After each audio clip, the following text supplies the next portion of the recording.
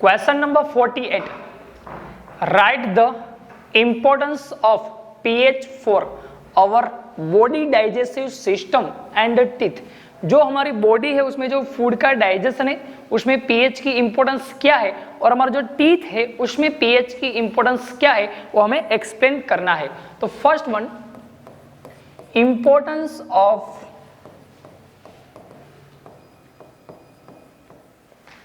pH for body digestive system.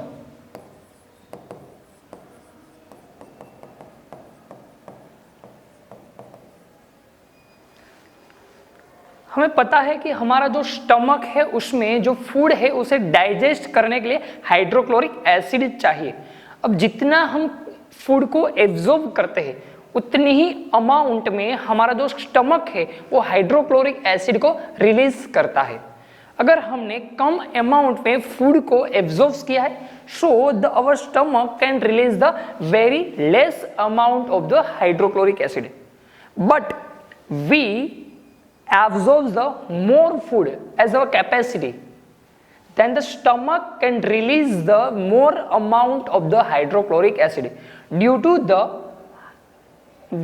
high amount of hydrochloric acid in our stomach, the pain and aridity cause, जो हमारी body है उसमें हम जितना food को एब्जॉर्ब करते हैं उतनी ही अमाउंट में हमारा जो स्टमक है वो हाइड्रोक्लोरिक एसिड को रिलीज करता है। अगर हमने ज्यादा अमाउंट में फूड को एब्जॉर्ब किया, ज्यादा एसिड रिलीज होता है, और ज्यादा एसिड की वजह से हमारा जो स्टमक है उसमें यहाँ पर आप देख सकते हो कि पेन होता है और इरिडिटी होता है, पेन एंड इरिडिटी।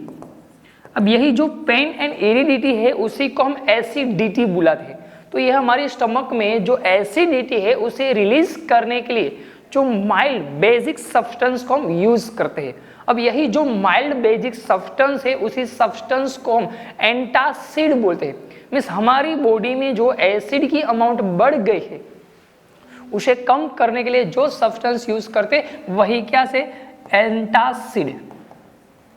याद रखना एमसीक्यू में भी पूछा जाता है, the substance which are use to remove the या तो रिलीव द एसिडिटी। एसिडिटी को रिलीव करने के लिए जो सब्सटेंस हम यूज करते वो कौन से, एंटासिड। तो हम एंटासिड के लिए जो मिल्क ऑफ मैग्नीशिया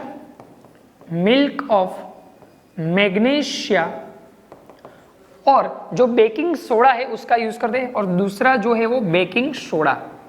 इन दोनों का हम जो एंटासिड के लिए यूज करते हैं। सेकंड क्वेश्चन है the importance of the pH for teeth. अब नेक्स्ट जो हमें पढ़ना है टीथ में जो पीएच है उसका इंपॉर्टेंस क्या है। Second terms, importance of pH, importance of pH in teeth.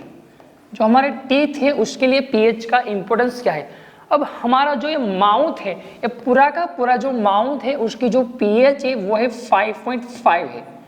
याद रखना माउथ की पीएच कितनी है, 5.5।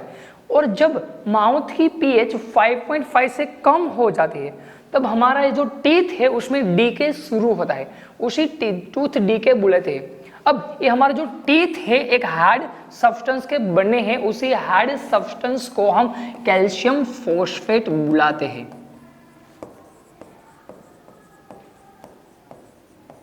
जिसकी फॉर्मूला है एमसीक्यू के लिए पता होना चाहिए, Ca3PO4 वॉल्क्वाइज।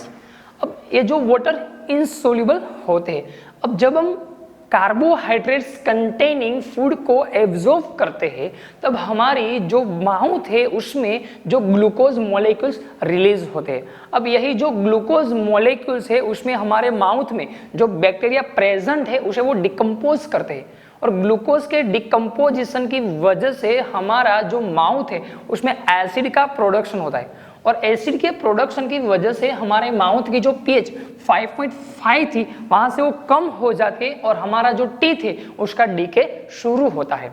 जो अब जो ये माउथ में जो एसिड प्रेजेंस है उसी को रिलीव करने के लिए हमें माइल्ड बेसिक सब्सटेंस को यूज करना चाहिए, और माइल्ड बेसिक सब्सटेंस जो हम यूज करते हैं वो कौन सी है, कोलगेट को हम क्या करते हैं, यूज करते हैं। Means this is the importance of pH for our mouth.